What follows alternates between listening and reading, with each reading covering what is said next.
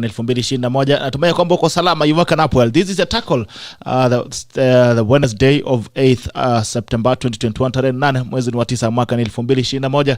Karibuni sana, hope you woken up well na tayari uko tayari kwenda kazini. Kama unakimbia ofisini, natumai kwamba tayari ushafika ofisini, na kama pia unakimbia pale jua kali kutafuta riziki ya siku, natumai kwamba tayari ushafika pale kwenye vibanda kuweza kutafuta kazi. Wanasema kazi ni kazi, mboka ni mboka, wera ni wera. Na watu wa matatu pia wako hapa leo, atatuambia kazi ya matatu pia ni kazi. Na watu wanasemanga watu wa matatu wako na mambo kidogo, lakini basi. Today we are the chairman of MATATU Owners Association, that is Mr. KIMUTAI. We'll be having a conversation with him this morning on the dynamics of COVID on business, MATATU business, and also the things that have been happening. We're seeing policies being shaped around the MATATU business. You're seeing the government is trying to move towards the train business. So we gotta get to know more about what is in store for them. There's also what has been happening with the NMS. They've been shifting stages. Kuna siku nyingine nasikia uenda kutafuta stages and exercise on its own. You walk for 1.5 kilometers to get to where your stage is. So we're going to have a conversation this morning. Lakini kama kawaida, kabla tujaenda sana, I request that when you join in, please like. When you like, you get to know that you're watching us. And after like, please share. When you share, you give someone else an opportunity to watch the broadcast. This is the tackle that begins now. Tuende mbele za Mungu tuombe, alafu tukirudi tunajua inakuaje. Mighty Father, we come before you this morning. We worship you, glorify your name. Thank you for another opportunity to be alive this morning. We thank you for this program. As we have this conversation, may it be able to edify the fabric of this country. As well, the tackler that's joining us, every tackler that's joining us this morning, may you meet them at their point of individual needs. Yes, my team, I pray and believe. Amen and amen. Asante sana. Nimeona kuna ngwana mamka hapa mapema tayari. Emmanuel Serema, good morning good people. Good morning to my brother Collins Misoi KE. Good morning to Tackle. Good morning Emmanuel Serem. Ameamsha Honorable Moses Kibene Niganet na Leonard Serem na Isaac Serem na Jeptab Kibiri Reds Kare. Good morning Rono Ian. Good morning Tackle. Nice breakfast guys. Good morning to you Rono Ian. Good breakfast to you. Balozi Eric can say another story again this morning, and it really just broke my heart. The lady in the photo below is Anna Njoroge. She's 19 years. She's in Lebanon. She was taken there by agency. The agencies attempts to return to Kenya. Haya, nimeona hiyo mambo. Nilizungumza na CS wa Leba, Mheshimiwa Chelugui, so he'll be joining us probably tomorrow on Thursday so that we can have a conversation together on the labor in labor. Labor in labor.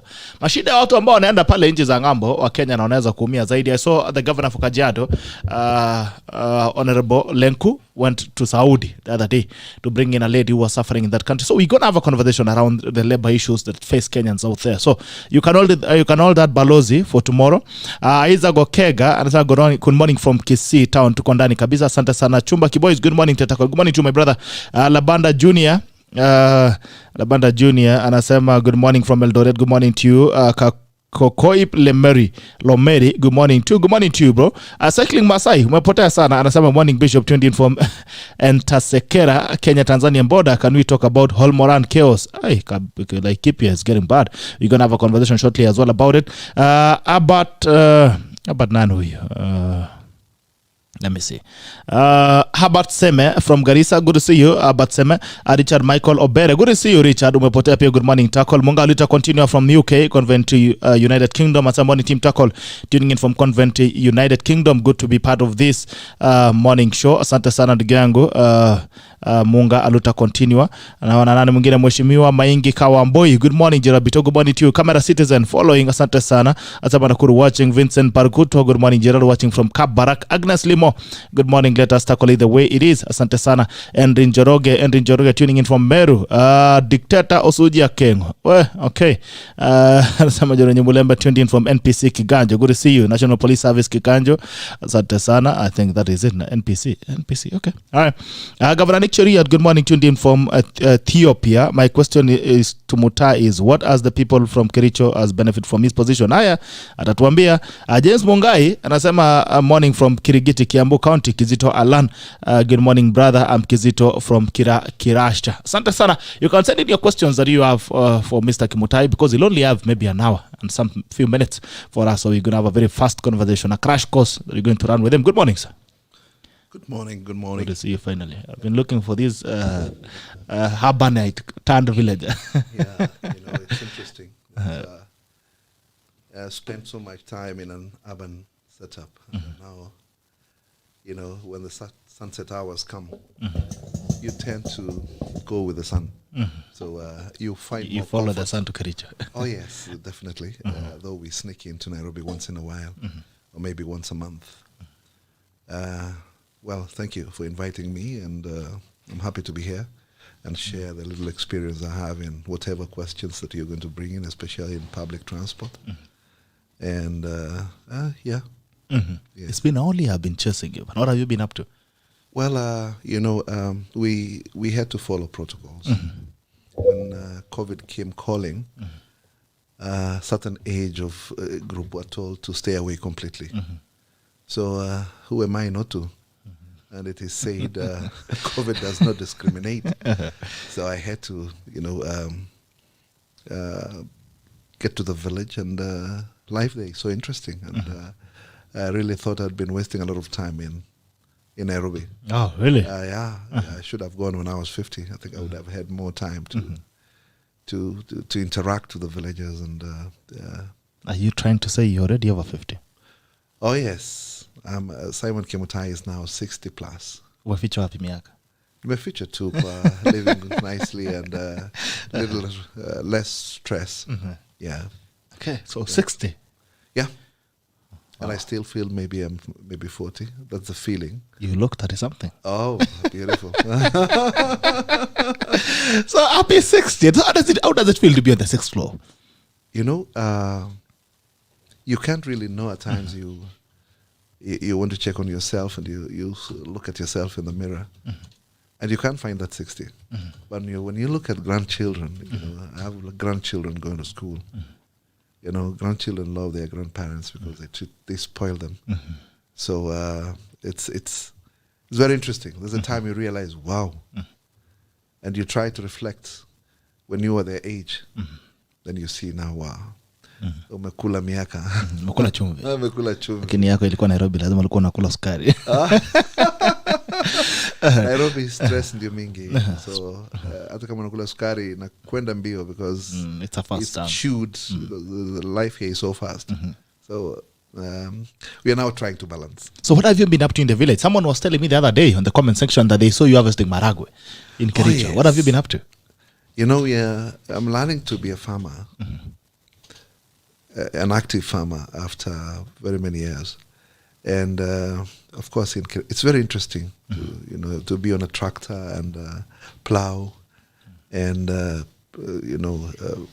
have a truck and drive carrying loads of products from the farm.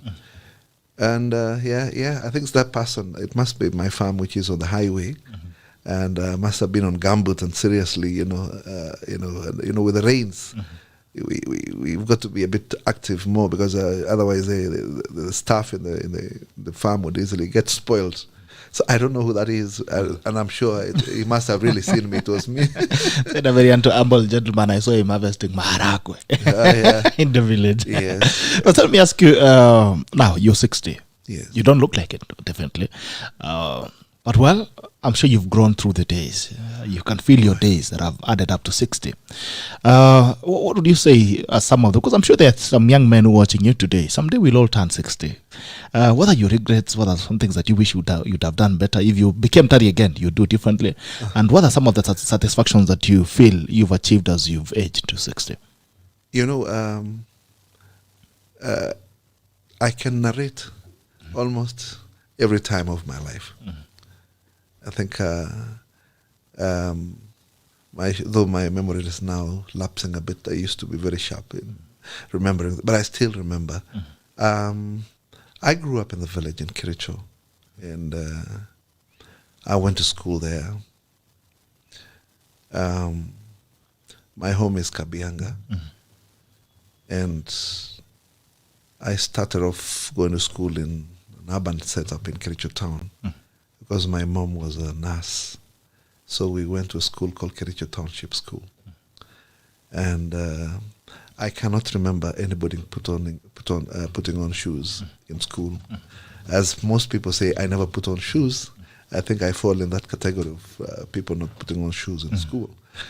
And then I went to high school in Kericho also. I went to high school called Taita Towet Secondary School. And after high school, in 1979, I'm sure most of you were not born then, I refused to continue school. I'd been admitted to do my fifth and sixth form those days. We had up to class 7 only. But I chose to join the military. Okay. So I joined the military in 1980 March. 1980, Kenya Air Force. It was very interesting to be, you see people in military uniform and you feel, wow, this is the best place to be. And I was trained in Lanet. Those are the basic trainings in the military to handle arms, and probably if there would be war, you'd be amongst the people who are going to defend the country and so forth. And then once you get to the Air Force, you don't learn the gun only. Yeah. Now I want to do, you're according to qualifications. You're put in areas where you can be able now to do. In the Air Force, we had aircraft technicians. We had clerical people. We had all departments that are making an institution function. Then I happened to have gone into supplies. And I was trained as a supplier, and I used to be in a section called EMO, Equipment Management. And we were given the responsibility of purchasing aircraft spare parts. That went on, and until the 1982 coup came. Unfortunately, I got entangled. You got entangled? Yes. What were you? By virtue of being an Air Force man. So fate came, and Air Force men were put in. We were all put in. You were prison. put in? Yeah, we were all put in prison, and eventually we were arraigned in court-martial. And Simon KIMUTAI was jailed for 12 years. Wow. Well, I was very young then. I was 21 years old. Wow. You were jailed for many years. Yeah, 12. 1, 2. Fortunately, we were allowed to appeal. Okay. Now, not in the military court, but we were allowed to appeal in the High Court. And my sentence was reduced from 12 to 4. Okay. So I served my 4 years in committee prison. You were in committee for 4 years? Oh, yes. Wow. No, but I think I went to many prisons. When they jailed me, they took me to Shimalatewa. I was taken to Naivasha. Then I eventually ended up in Committee. And committee, I was, there you have work to do. I was a carpenter. I was doing number plate making. Then now I was released in 1986. Simon KIMUTAI was in committee prison for 4 years. Yes. We have human beings there. Wow. Okay. So I was live in prison even before I asked you about your charges. I was live in committee. Well, it's a long time ago. I was quite young. I could endure. I am sure if it is now, I'll not be able to go through. As I told you, I was 21. And fortunately, we were very many of us. I think over 1,000 Kenya Air Force soldiers were jailed. And I would say for nothing. So you were crew. I mean, you guys were out there. The whole team. They lumped us with those who are coup planners. And I think somebody made a mistake somewhere. Okay. Yeah, because you cannot decide that you're going to jail any person who took up a gun, not knowing it's a natural, when you're hoodwinked, there is a siren, the first thing that you go is to get armed. Yeah. So you go to the armory and there you are. That by itself was a charge, unlawfully arming yourself. Wow, going to the armory? Yeah, you arm yourself. And then now walking around, you're told you're patrolling, but anyway, that is the past. We don't want it to keep haunting us. And so I came out in 1986. Now, on that note, there's something you've made, the statement you've made. I was watching something about Narok prisons. There's a video I shared about Narok prisons, a song that had been done by them. And within the song, they were saying, kuna wale ambao walifanya na kuna wenye hawakufanya makosa. It happens in Kenya. Now, when you've mentioned about your experience with the judicial system and the correctional system, that is the prisons. These days we call it correctional. I'm sure it wasn't correctional at that time. Right now, it's just names given. Do you feel there are people who are in jail for no reason? Some have even been sentenced to death. At times there's a lot of pretense that Kenya has the best investigating system. No.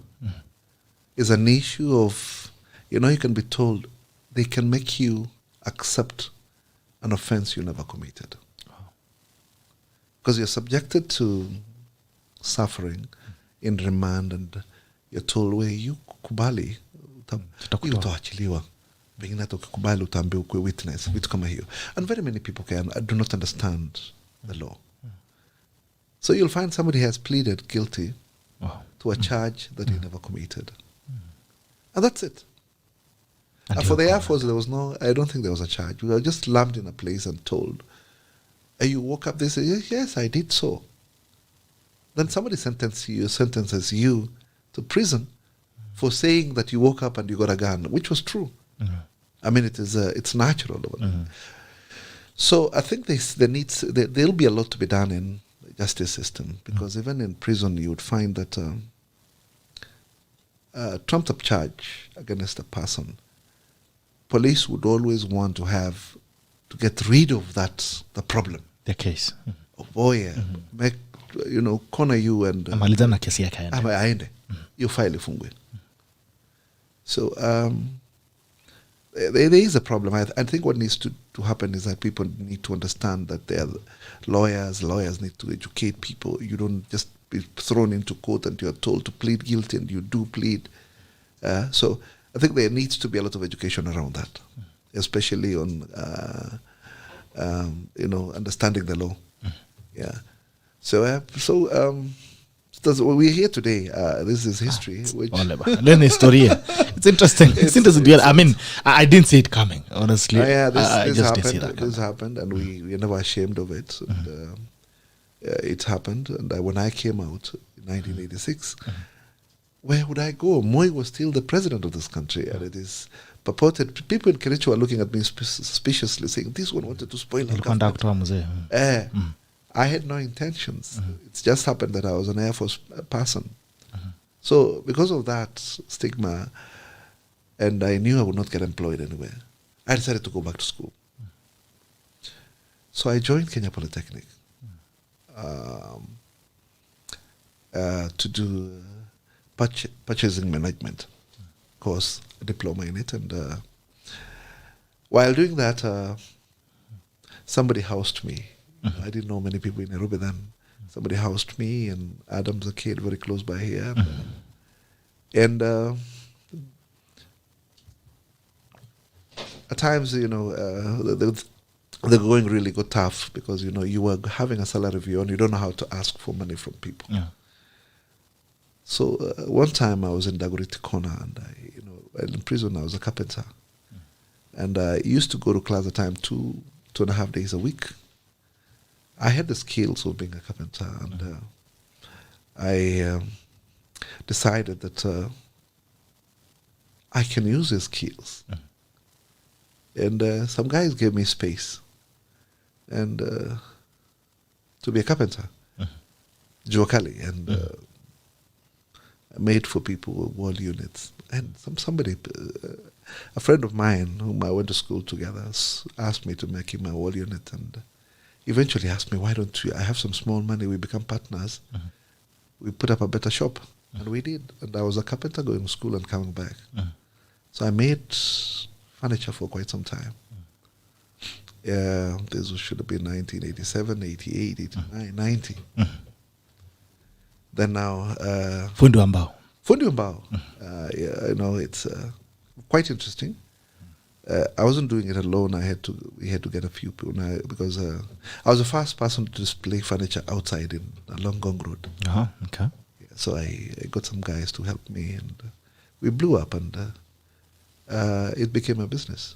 So I finished school, and and kept my certificates aside and blew the business. Fortunately, in 1991, there was a recession.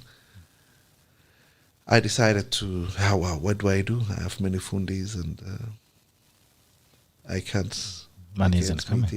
So I decided to venture into MATATU business. Okay. I bought my first MATATU. I remember the number plate KYW394. KYW394. Yes. I bought it here in Adams. It was a tour van. And I became the driver. That was in 1991? 1991. Okay. I was then married. I got married in 89. In 1991, I had 2 children. So I got inside the vehicle. I said, no, since I have nothing much to do now, I'd close the workshop. Let me do this. I had gotten a loan from Kenya Finance. And first year, I repaid my loan. I finished. The business then was good. Second year, I struggled. I bought one cash and gave it to a driver.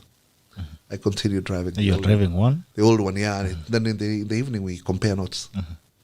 Third year, I bought a third one. Wow. At the time, I stepped down for me to supervise them. And I kept growing it. When I got into MATATU business, it was all chaos. I took Kangemi route. Kangemi route was a route that was so notorious. In fact, at one time I got physical. That's how I made to. Because when I got there, I was told to be paying money to people who are sitting and stretching their hands. I said, no, why should I? What have you done for me? I'm not paying anything. That's when I bought my first vehicle. They made sure that closing my door as I came, I got annoyed. And the military skills in me were all still there. And, so you showed some some character. Some three guys were down, breathing in pain. I'll never forget that. And eventually, so they feared. They could not ask money from me. They saw my car, and every time I arrived in Kangemi, they would go away. So guys asked me, "What did you do that you?" I told them, "You guys are letting, people who have not invested to harvest from you." And they told me no. I told them, "Okay, fine. You want us to organize this place?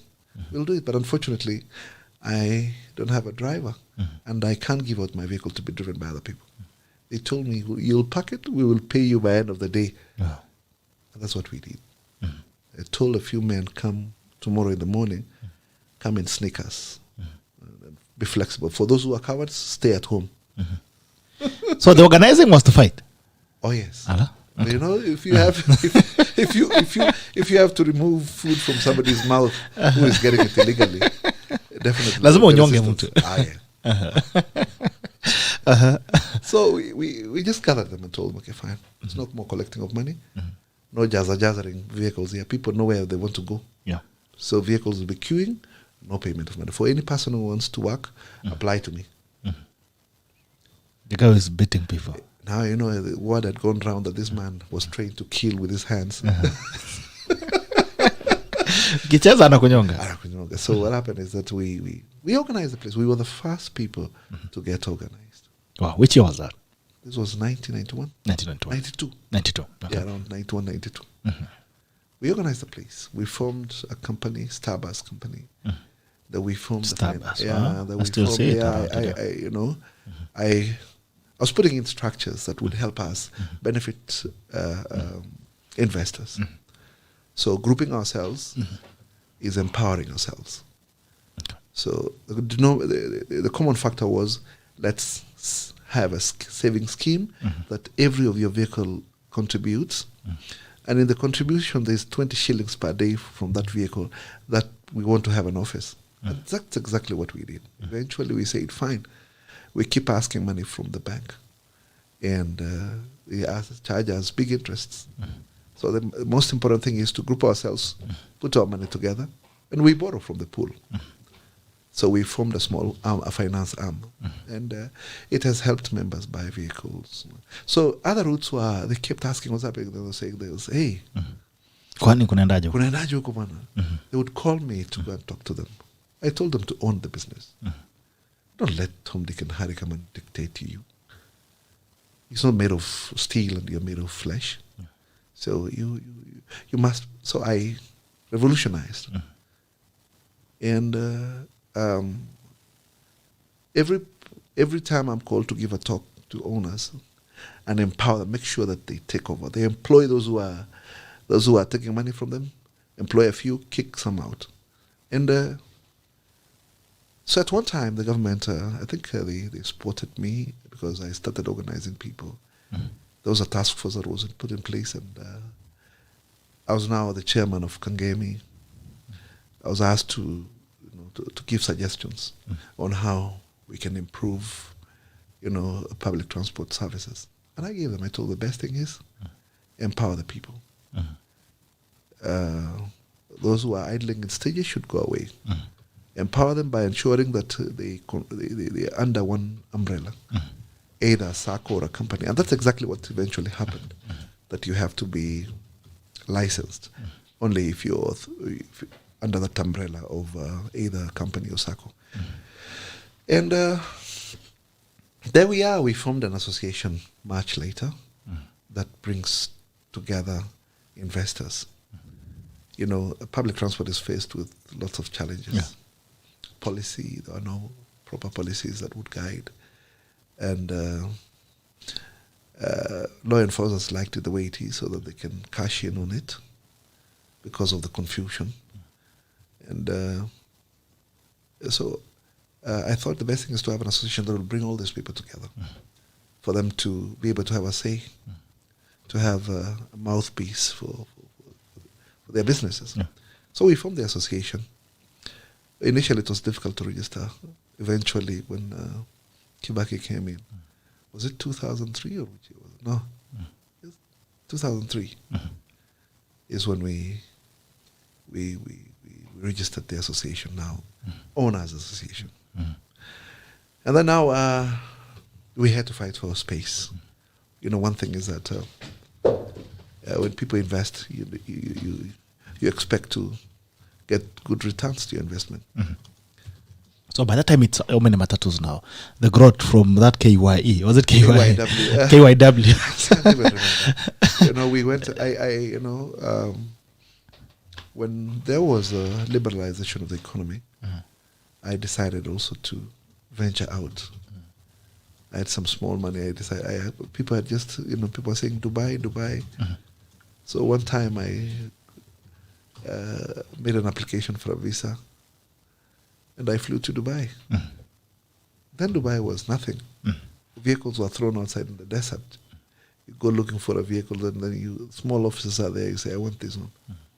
Then I taught my people, now we can import for ourselves. Then the initial organization at the root level, we bought vehicles so that it could generate income so we can borrow from there.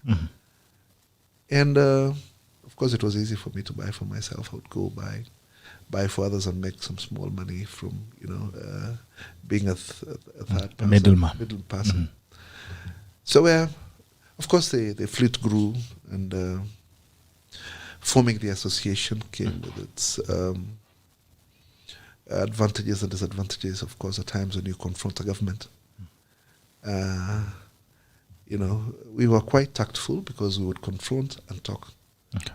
You hit tuk, then we say no monopolies. I remember when Michuki came in with regulations. The speed they were good, there were good regulations and bad at the same time, because there was no involvement of the investor in this. And then you tell me to stay at home and wait for my driver to bring me money. Then what business am I getting involved in? So the reason why I was fighting Michuki was that because he was a dictator. At times it's good for to have that kind of a person in areas to be able to deliver. But unfortunately, some of us are made of steel, so we stood our ground. And eventually, I was his good friend. No, it was at times when you bring in anything new, you don't force down in people's throats. There must be a way of. So I became a bit vocal, But I was standing by the truths. Anything that was going against investors in public transport. I hate corruption. Yeah.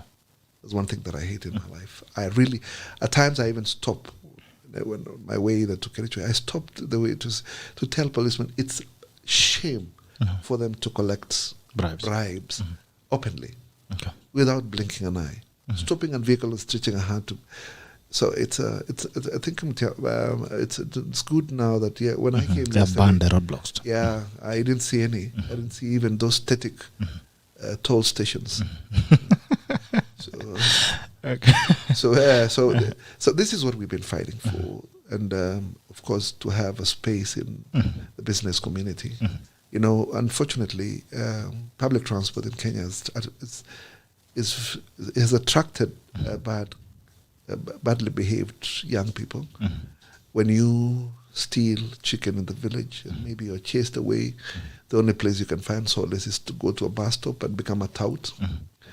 When you have come out of prison, you had been jailed maybe for an offense, the only place you can go and get an immediate job is to go to a bus stop and shamelessly shout for passengers, grab people's things and take them to this vehicle and that. So it's created a culture that doesn't look smart. And eventually you become a conductor.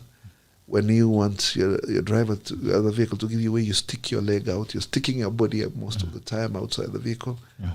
This is because nobody guided the industry. There are no rules or regulations guiding this. And if they were there, they were turned into cash. When somebody commits an offense, rather than being charged, there's money changing hands. The tokens change hands. And unfortunately, this money belongs to the investor.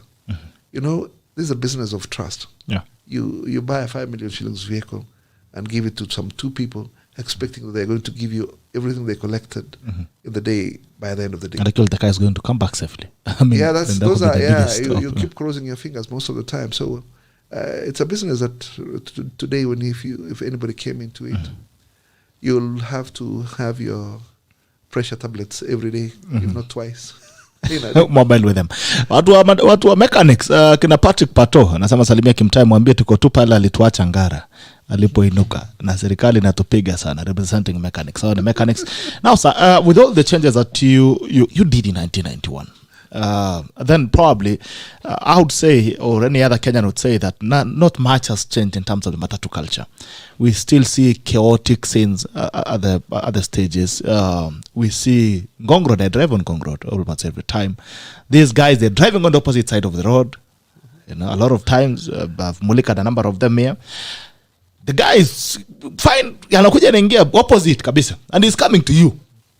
You're on the right side, they're on the wrong side, but they're coming in. The culture in the stages is still almost very chaotic.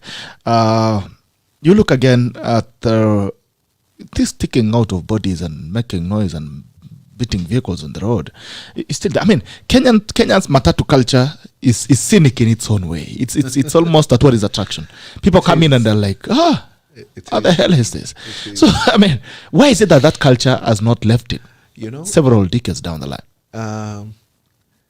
There's something I recommended. So I've done so many times. I've even shared this with the president himself, the deputy president. I said, they have neglected road transport. In Kenya, we have railway training school, we have Bandari, we have this one of something authority, which all is for training. The only qualification to be a MATATU driver and a conductor is to have a 4-year-old license if you're a driver.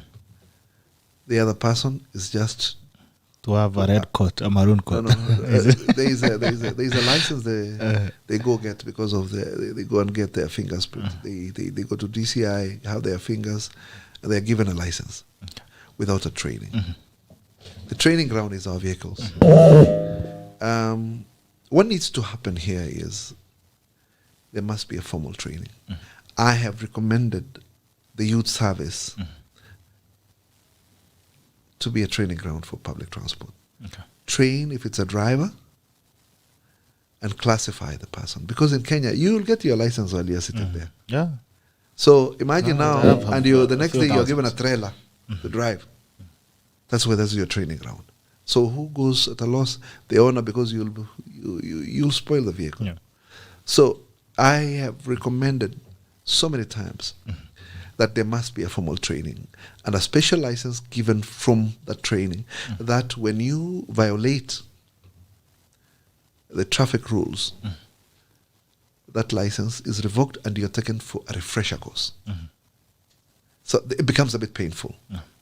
But for now, if we are going to wait for policemen to do that, they will not do it. They're part of this rotten system. Oh, yeah. Oh, yeah. Well, let me tell you. They're the ones who have made public transport be ungovernable. Because when a driver knows that he's going to get punished for an offense committed, he'll stick to his lane. You know, we even launched a cashless, or rather an electronic fare paying system. This one was meant to remove money from the vehicle. You know what makes, a driver wants to go get money for the owner and wants to make money for himself apart from the salary. So what does he do? He will do anything. He'll even run over you to make those extra trips for themselves. So, and since it's cash collection, it becomes very tempting. If there was no cash, nobody would be misbehaving, because when they misbehave at their court, they'll use the same money, your money, to bail themselves out. Yeah. But if there was no money, gentlemen, the policeman will take him very fast to police, because there's nothing he's giving out. This was sabotaged. All banks wanted to have the same. I had brought the idea, and we had partnered with Bob Colimo of Safaricom, so that we can have a simple payment system. Very simple. But now banks say no. We also got to understand. We need to be part of it. We only had one system, one card, called My 1963. Well, then the minister allowed them to come in, engineer Zinjuguna or whoever he was then, and now it became complicated. The cards must talk to each other. When you tap, where does this money go? Yeah. It was initially very simple because it was one system. Yeah. Now we had close to 10 banks, every bank saying, we will come in. So you must have a machine. You must have an area where the cards can talk to each other. When you tap this one, the money goes to a different account. Tap this other one goes. So it became complicated. And I wonder why the CS allowed it. So it failed. We are struggling to get back. But had we held it, because one, it was doing blow to corrupt practices on our roads. Number two, it was making people behave on the roads. Yes. So hivyo ndio ilizama. Ikazama. Naona sahi wanajaribu, juzi wamejaribu. Then they are licensing 17 service providers. How does it happen? They should maybe put 2 or 3 for the business to be okay, so that they can be strong. Consolidate. Yeah, but unfortunately there they are. I think what also spoils this country is interests. Yeah. You cannot license anything. What is there for me? That's a question. Iko wapi yangu? Wapi yangu, iko pande gani?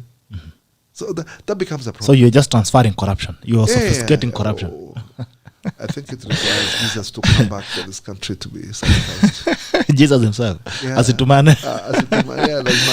All right. So let's look at what the government as well has been trying. We saw the other day NMS, that is in Nairobi Metropolitan Services, was trying to organize matatu. Ukiingia CBD sahi ni saa ngapi? 8, 7, 8:15. Now, if you get the CBD today, at this point now, the chaos that is there that involves the matatus is crazy. You see. And NMS was coming in and saying, guys, we need to declutter the CBD. We need to create specific places for matatus and all this. And it has become difficult for you guys to comply. What is the challenge? it's not difficult to comply. You know, when you decide to do things on your own, I told them they are going to fail miserably in the first day. There was no consultation. Nothing. We would have given better ideas. Okay. You know, you cannot decide to put a termini next to a busy highway and expect over maybe 5,000 vehicles to go there at any given time. What happens? It clogs up the place. Yeah. It was very simple. Had he taken even asked me, what do I do? And I, you know, advice is always free. They would have put at the far end the termini and the entrance be at the far end. Then it can spread up the vehicles. But here you are, you're entering the stage, people are disembarking, the other vehicles are piling up. What happens? It spreads. And you can have jam that can take you a whole day to clear. You know, and that's actually what happened. That's the exactly first what day happened. there was a lot of traffic, the first mistake confusion. Was, They never sought for advice from experts like us. We've been in the business. I've been there for many years. So we would have given them free advice. Unfortunately, they did their own way. And, you know, I told them from the word go, don't license vehicles to terminate their services in the city. If a vehicle comes from Kangemi, it is going to Outering. Okay. And when one comes from Outering, it's either going to Ngong Road or it's going where. So it doesn't convert. Well, now what happens is that all vehicles get to the city at the same time. People are rushing to work. And you know, for the vehicle to move from there to the other end, it uses diesel. So he needs passengers. So he parks to get passengers. So all vehicles clog there. But if it was licensed to across city, when it is in Westlands, it gets people who are going to maybe Outering Road or wherever it could be. So the license becomes, it cuts across. You never stop. There's no terminal in town. It's a pick and drop area. But unfortunately, we come here, all vehicles. Kila mtu anamwaga hapo katikati. Anamwaga hapo pop. Then you find your way from there. Then you get into another gut to Westlands. It becomes, you know, I don't know why they didn't even follow the Kenya bus system. You know, when I came to Nairobi, I mean, the MATATUs were, I think, you would count them. There were not many. But Kenya bus were there. And if you want to go to Kangemi, for instance, from Eastlands, you board number 7. Or I don't know, number 7, or I can't remember the number. It takes you and you come to town, drop those who are going to towns, then it continues with its journey. And that was the best thing. So there is no parking in town. But now you tell me, bring people to town, then take people to where you've come from. And you know, in most cases, traffic is one way. I mean, it's coming on, people are coming to work. Very few. So I delay in getting people to take to the other end. So it's an issue. You know, one thing is that we don't have transport planners. And if we have them, I was in Johannesburg, I met Kenyans who are planning, who are doing that for the South African government. They're not appreciated here. We're just trying to use politics and people who don't understand understand transport plan. That's the biggest problem we do have. If you went to Ministry of Transport and even went to NMS, I don't think you'll find experts in transport. You'll find an engineer. But if you have a transport planner, a person who has understood, who has gone to school to learn, he would be able to translate his reading in school to practical. So basically, then the problem is not the bottom; it's the top. Yeah, it's you know, because transport policy, transport planning, it's a mixture of all. I would say so. It's an hybrid. Yeah, because you can be top here. Yes, maybe you've brought it, but there's nobody serious who will take it. But what we need is a complete overhaul and involve stakeholders. And right now, like they've talked of BRT. I sat in the task force for some time. And then our time got elapsed. You know, it elapsed and nobody renewed and they still want our input. What business do I have? And, you know, the BRT system is a system that can help this country. But you see, when there are casualties, you must first address how do you deal with the casualties. when we were there, we went to many countries, and you see that if I'm given an option to get out of business, maybe sell in my vehicle and do something else to pave me. The city is bigger than all of us; it's larger than all of us. But there must be a way of fast addressing. Yeah, I'm going to assist you do this. What happens to me in my business? Yeah. Okay. So if you are the one planning the transport system today, if you are the Minister of Transport, or if you are the government, or which I can, where the politics said, yeah. I mean, how would you decide it? If you're NMS, for instance, you are designing the terminals that have, flopped and failed. All the colors are there, but nothing is happening. How would you have designed it better? How would it look like? Of course, the first thing is get stakeholders from one route to the other. They know what the problem is, because they're the ones who are putting on the shoe. They would be able to guide you. Involvement of stakeholders, and the county government should be ready to invest heavily. We don't have holding grounds. The city planners never oversaw this, that there's going to be this kind of population of vehicles. But what it requires is that there are areas where they can hold vehicles and use technology to call one vehicle after the other according to how they're working. The way we have the queue system, the bank, whatever. Yeah. And the biggest problem is to hold these vehicles. And one is that encourage to get bigger. If you have a 14-seater, be encouraged to either buy a 33, and even those who are, you can even, for instance, say, if you have a 51-seater, you don't pay parking fee, your taxes are waived, or if you can buy a bigger one, there are incentives to that would make you benefit more, so that people can convert. You cannot wake up one day and say, this cannot happen. It's so difficult because the people's lives are involved.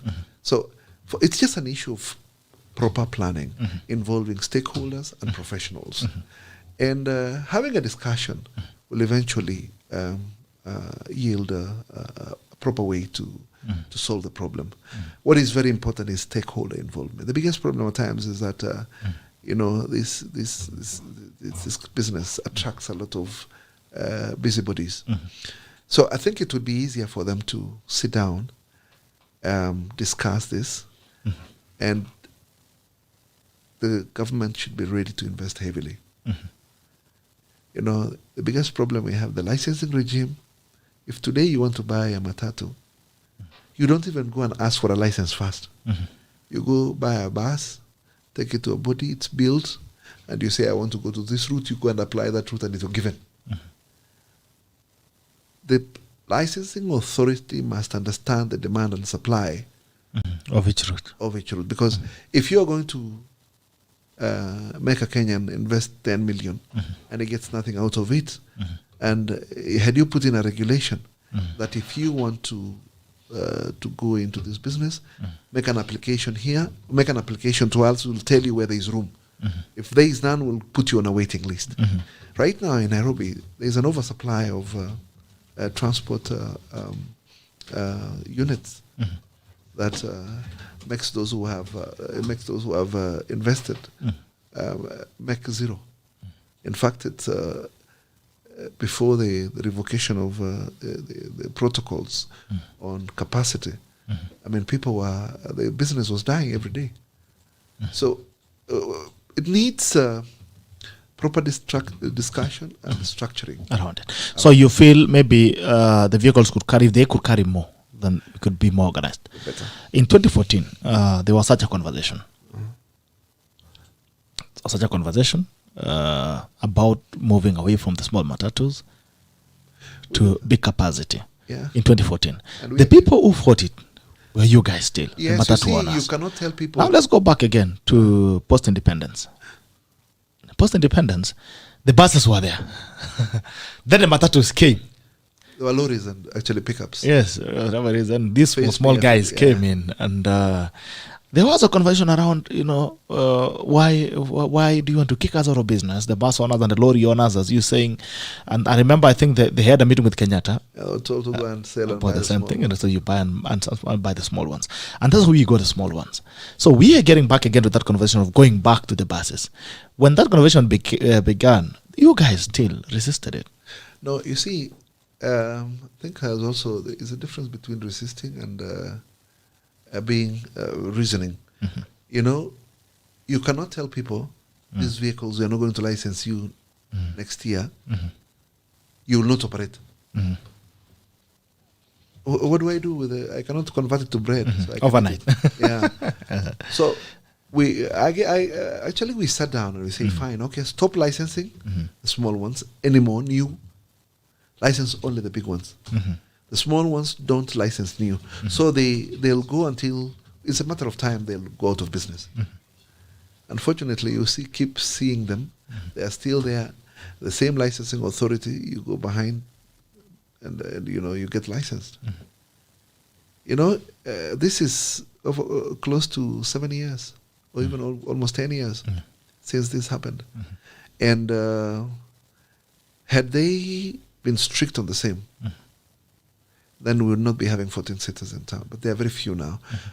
Somehow, why we really fought was that you cannot tell people who are going to Nakuru to buy buses. Up to some time now, it will still require importation of 14 sitters to intercity.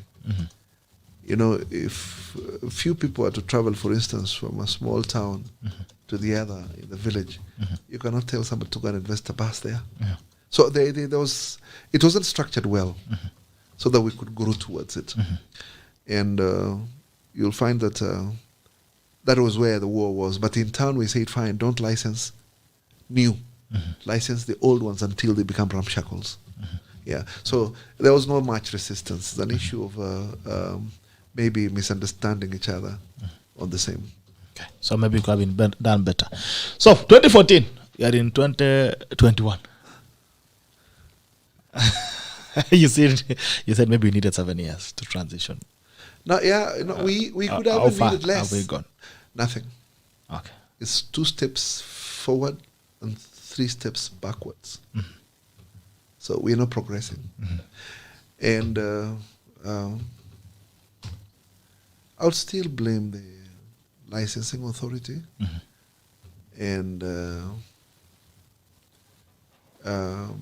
law enforcers. Okay. But right now, we had asked for self-regulatory mechanism where we would be able to do the same. The same, you'll be cartels.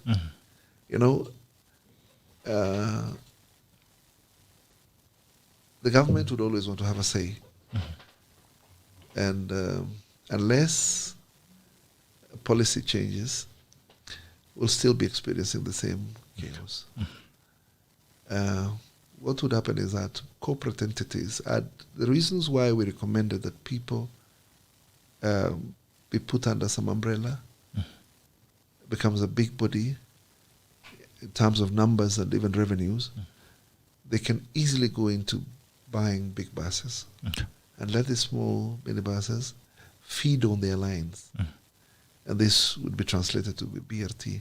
Unfortunately, again, the way it's being done, we were in the task force. We don't know what's going on. We're seeing Thika Road being made. And we are out of task force. Now our members are fighting, saying what is happening. They're asking us questions we don't have answers.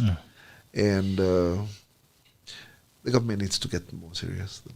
Because transport is the main facilitator of economic activity. So on the chaos, as we end up on the chaos, and then maybe you can transition a bit as we head to our tail end. Now, the issues of MATATUs, you said MATATUs are under an organization. You chair the Owners Association of all the MATATUs. Okay.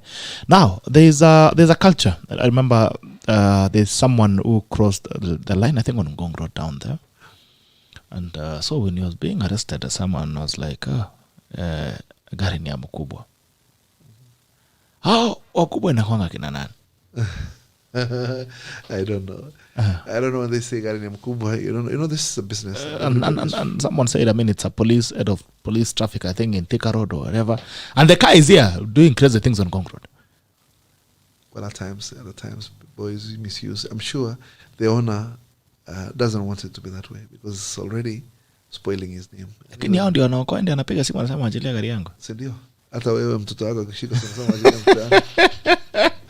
So what needs to happen is that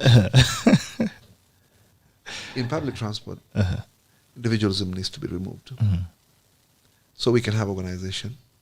And probably if you buy a vehicle, attach it there. Let them be on the end of receiving payments so that you don't micromanage. It becomes an organization which manages. This was the essence of having SACCOs. But you see, it's still not working because of vested interests. And eventually, something has to be done. And a proper, reliable, affordable, and transport system that's got to be in place. Because if we don't do that, especially in Nairobi now, becomes chaotic. I mean, when I leave the village now to come to Nairobi, the first headache I encounter is traffic. That's the welcome. Oh yeah, that's the biggest problem. So I think something needs to come up, and I'm also retiring from my position very soon. How long have you been chairman? I think people call me life chairman. All was saying, you are another Atwoli. You have refused to retire. I refused to retire.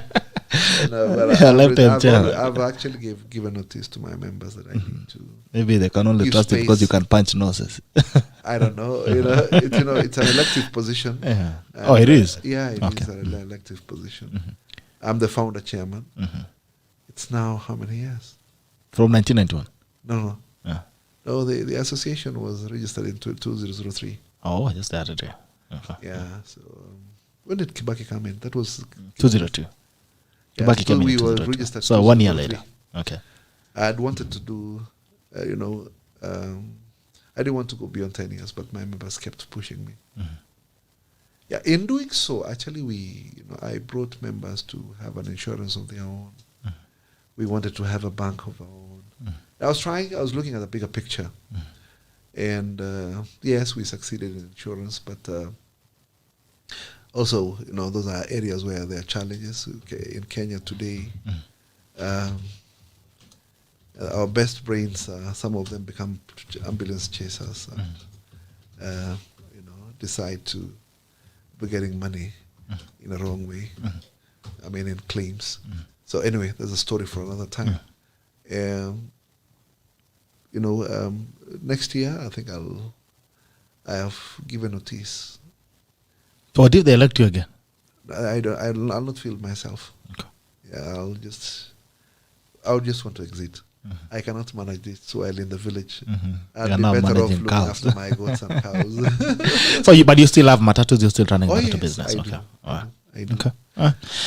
I'll want, of course, to dispose them off.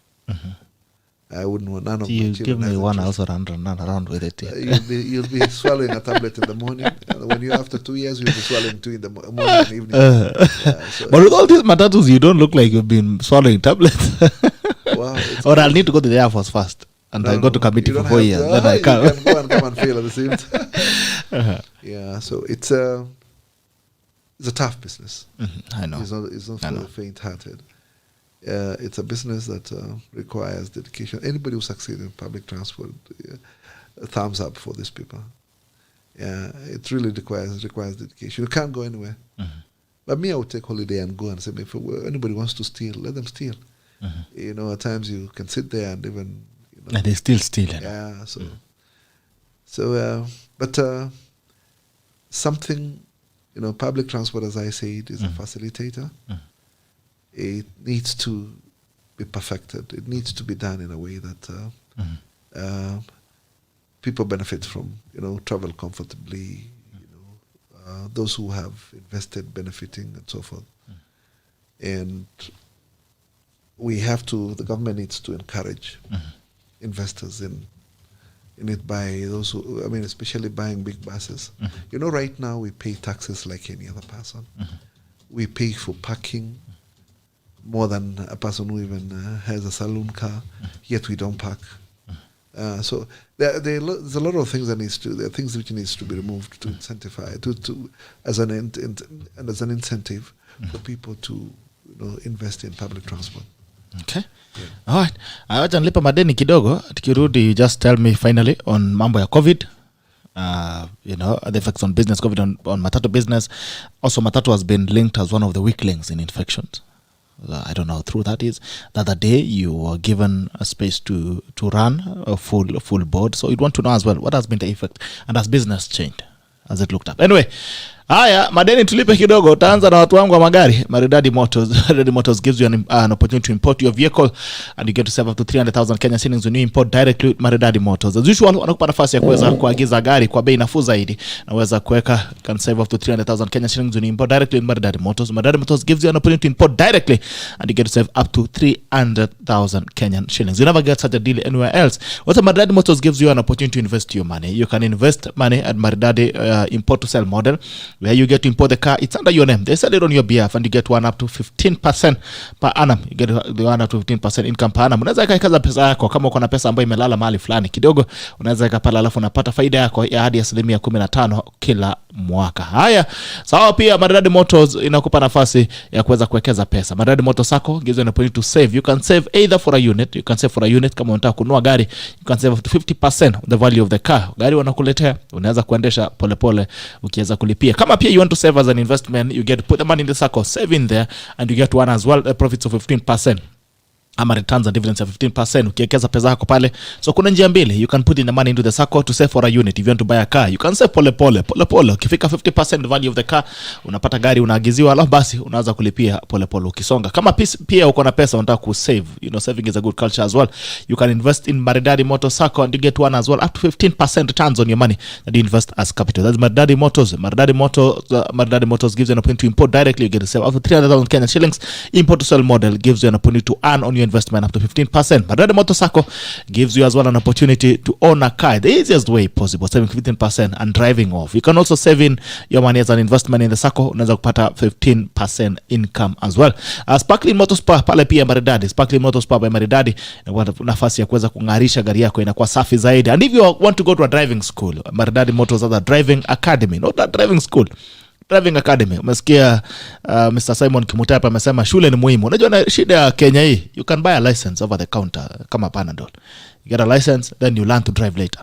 But it's very dangerous for you. It can even kill you, or it can make you lose your investment. So you can go to Maridadi Driving Academy, where you get to learn to be the best driver. Kwe driver Maridadi. Watu wangu pia wa roofing, Rexa Roofing inakupa nafasi pia kuweza kuwekeza nyumba yako kwa njia shwari zaidi. You get a beautiful roof by using quality roofing shingles and stone coated tiles. Kama unataka quality roofing shingles, kama unataka shingles, unaweza ekelea pale different profiles. Kuna ingine nimesikia inaitwa Cambridge, ingine inaitwa Roman, ingine inaitwa 3D.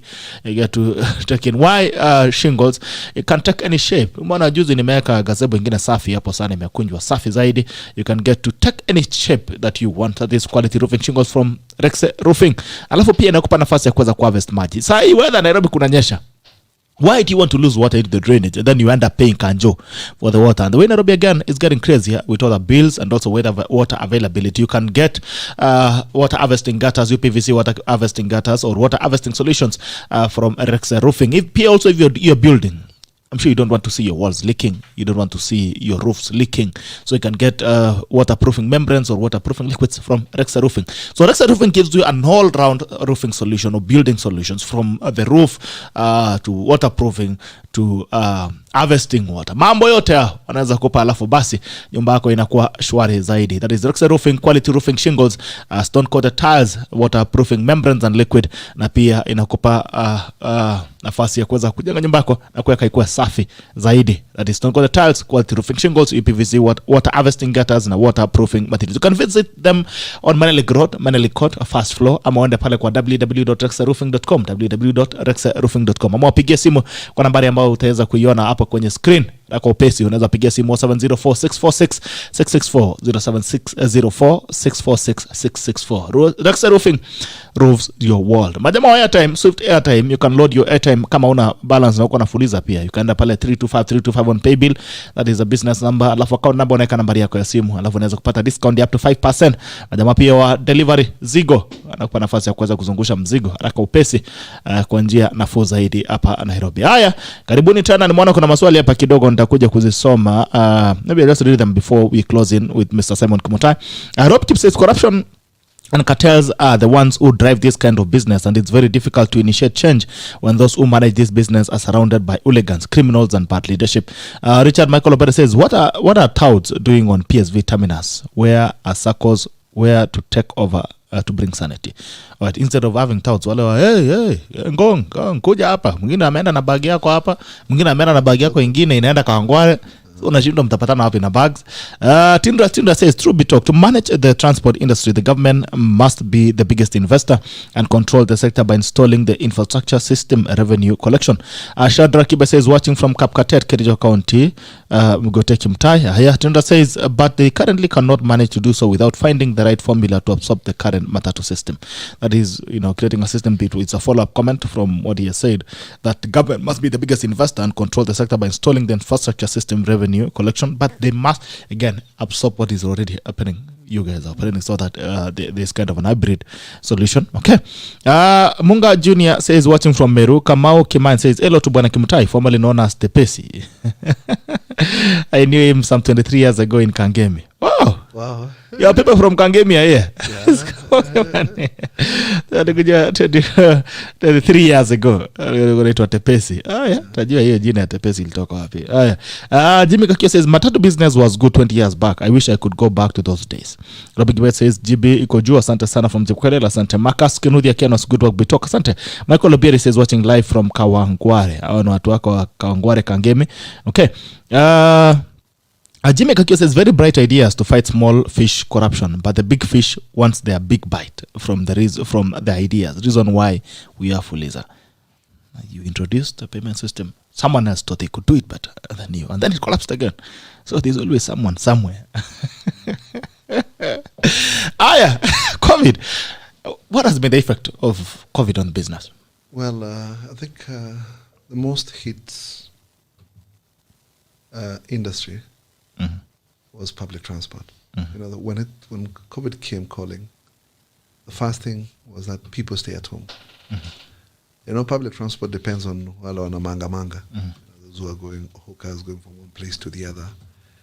Then came the curfew.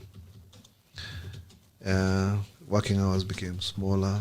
And then eventually the big blow came in now when protocols were introduced on capacity. Cutting capacity by 40%. So you cut the revenues by 40%, and yet the running costs remain. So imagine you're doing a business, you don't make 40% profit. Yeah.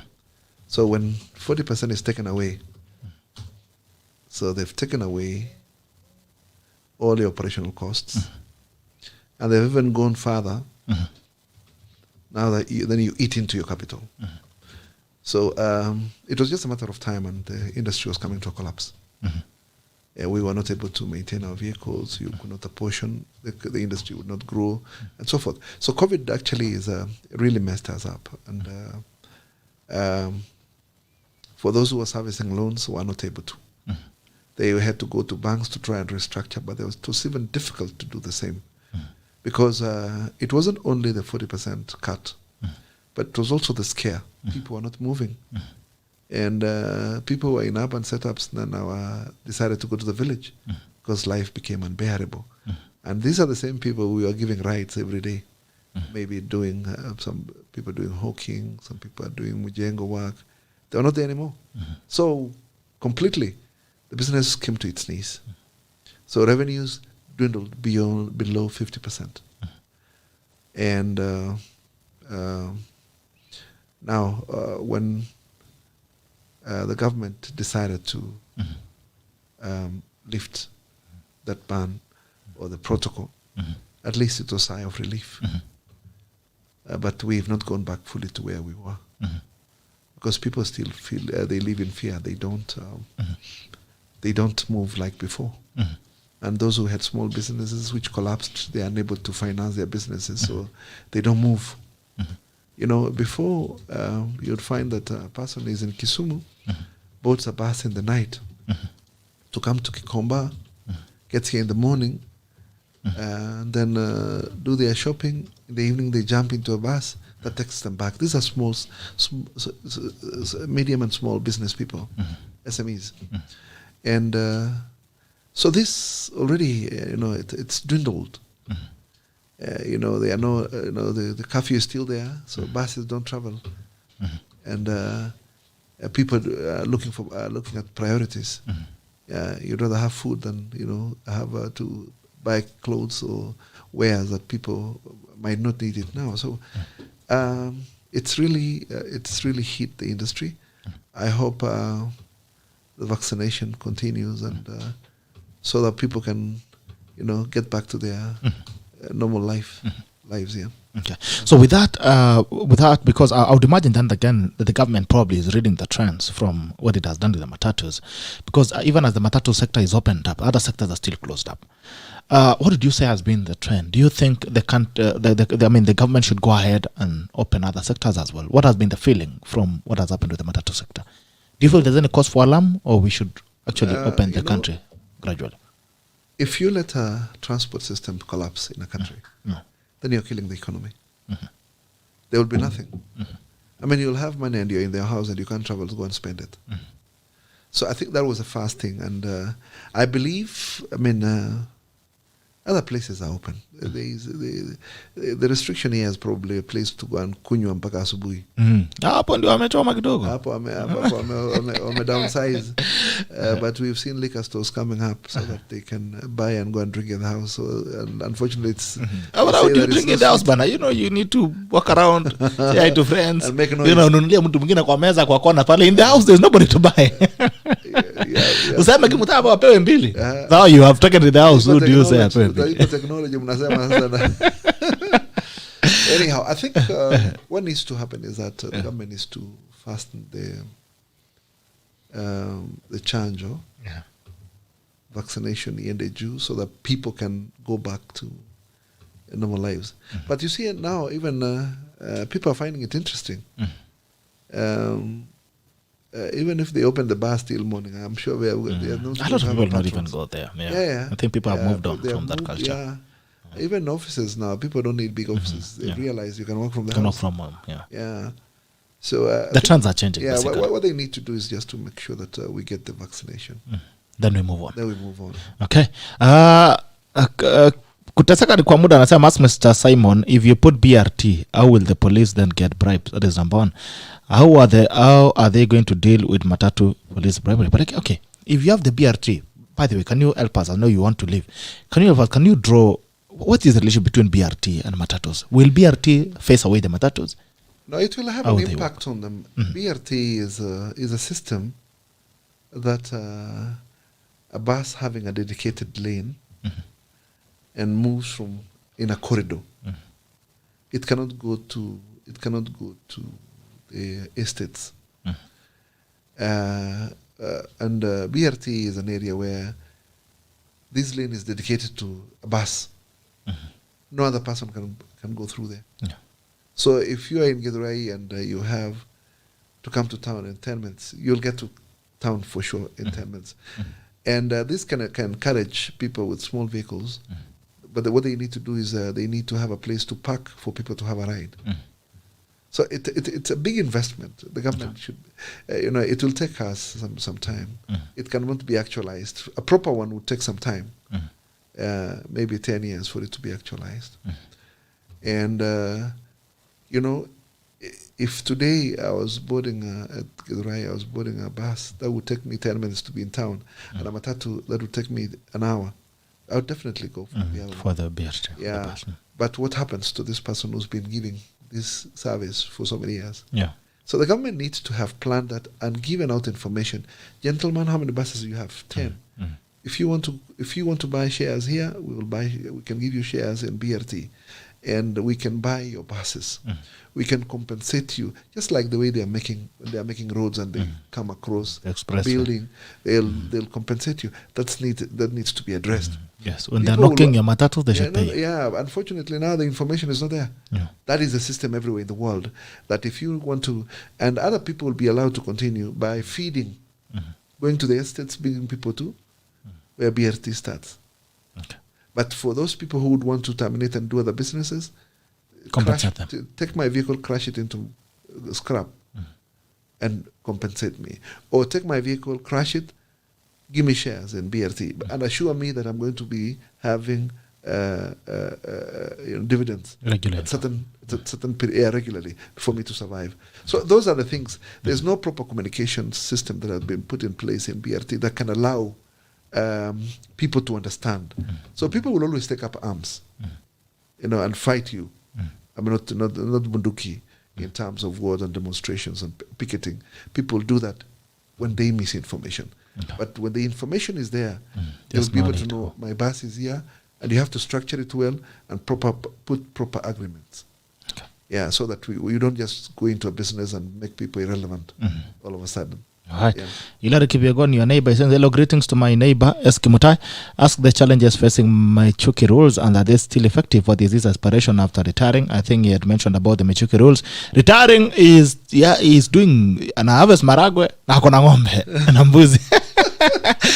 Blessed Frank is asking a very important question here. That will be the last question you're answering. GB asks KIMUTAI, can they regulate fair prices? The matatu industry is killing Kenyans with exorbitant taxes, exorbitant fares. Now, you cannot, at times, this is a business which is, every business at times is based on demand and supply. Okay. If it is not equilibrium, definitely. Even today, if you go to Mama Mboga and there is little supply of potatoes, for instance, you'll find a day before going for 500, and maybe the other week it was going for 200. So the demand is high and the supply is little. But there is no way you can regulate. In fact, if it was regulated, I would be the happiest person. Because you factor in, when you cost account, you realize that there are many factors we don't consider. But if cost accounting is done well, then the fares will even be higher than what is there now.